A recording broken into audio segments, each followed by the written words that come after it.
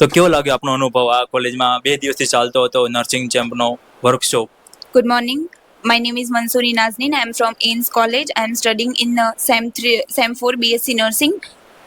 સો આજે જે 2 દિવસ સેમિનાર ચાલ્યો અમારી એઇન્સ કોલેજે જે અમને આ મોકો આપ્યો શીખવા માટેનો એ બહુ જ સારું રહ્યું. એઇન્સ કોલેજ તરફથી આ વર્કશોપ રાખવામાં આવ્યું અને પહેલાં પણ રેડ ક્રોસના અંદર પણ CPRની ટ્રેનિંગ આપવામાં આવી હતી અને અત્યારે પણ નાના સેમિનાર અહીંયા ગોઠવવામાં આવે છે અને જેના કારણે અમને વધારે પડતું નોલેજ મળે છે.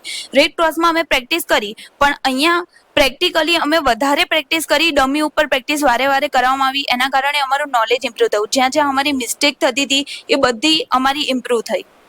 કોલેજ અને હોસ્પિટલ કરતાં વધારે શું શીખવા મળે છે અહીંયા વર્કશોપમાં?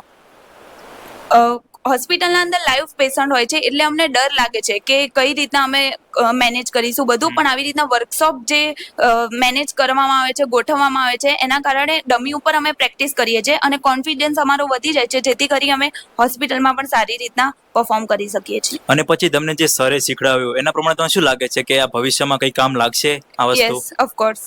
અચ્છા, બરોબર.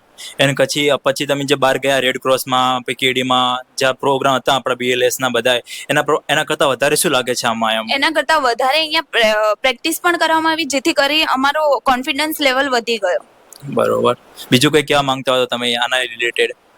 ઇન્સ કોલેજે જે 2 દિવસ આ વર્કશોપ ગોઠવ્યું એના કારણે અમે ઇન્સને ખૂબ એમને થેન્કફુલ છીએ કે એમણે અમને આવો મોકો આપ્યો, જેથી કરી અમે વધારે અમારું નોલેજ છે ઇમ્પ્રુવમેન્ટ કરી શક્યા અને અમારો કોન્ફિડન્સ વધ્યો.